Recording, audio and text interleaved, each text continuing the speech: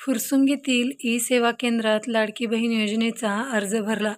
गेल्या 4 महिन्यापासून योजनेचे पैसे जमा झाले का म्हणून चक्रा मारते आहे.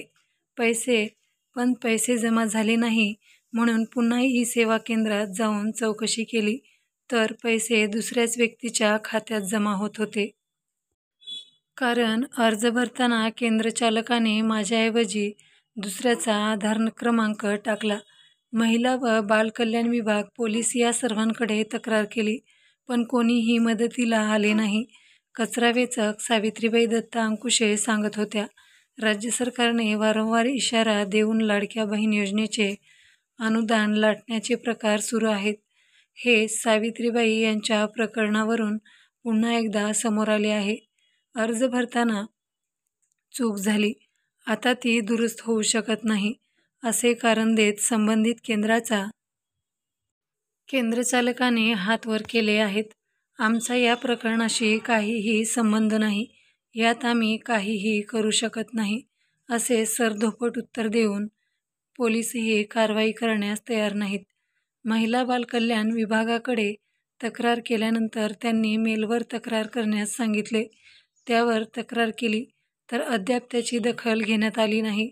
ज्या माणसाच्या खात्यात योजनेचे पैसे जमा होत आहेत तो दर महिन्याला खात्यातून पैसे काढून घेत आहे. सावित्रीबाई मात्र हेलपाटे मारत आहेत. सावित्रीबाई या फुरसुंगी येथे चंदनवाडी येथे पती आणि 2 मुलांसह राहतात. संपूर्ण कुटुंब कचरा वेचायचे काम करते.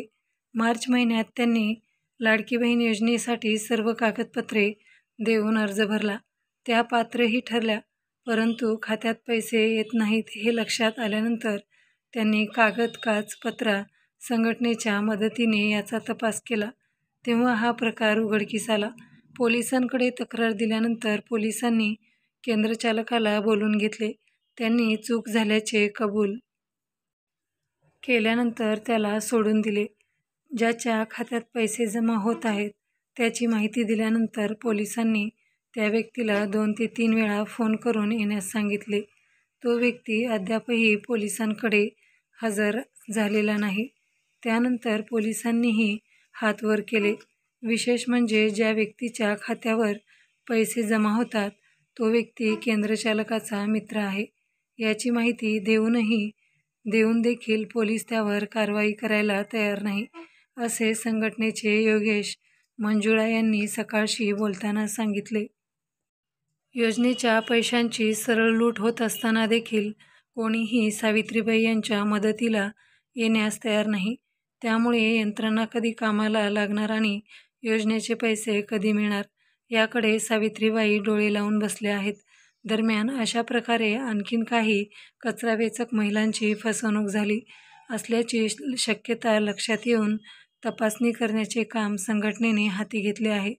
दरम्यान या प्रकरणी जिल्हा महिला बालकल्याण अधिकारी आणि आयुक्त यांच्याशी संपर्क साधण्याचा प्रयत्न केला असता ते उपलब्ध होऊ शकले नाहीत. पैसे येत नाहीत म्हणून केंद्रचालकाकडे गेले तेव्हा त्याने तुमच्या पतीच्या खात्यावर पैसे जमा होत असल्याचे सांगितले, परंतु ज्या बँकेच्या खात्यात हे पैसे जमा होतात त्या बँकेत माझ्या पतीचे खातेच नाही. पैसे जमा होणाऱ्या बँक खात्याशी चौकशी केल्यानंतर ज्याच्या नावावर पैसे जमा होत आहेत त्याला पेटून देखील याबाबत विचारले, परंतु तो नकार देत आहे. मित्रांनो, ही बातमी गुगलवरून सर्च करून घेण्यात आलेली आहे. आपण जर नवीन असाल तर चॅनलला लाईक करा, शेअर करा आणि सबस्क्राईब करायला विसरू नका, जेणेकरून अशाच नवनवीन बातमींच्या अपडेट्स आपल्यापर्यंत पोहोचू शकतील. धन्यवाद.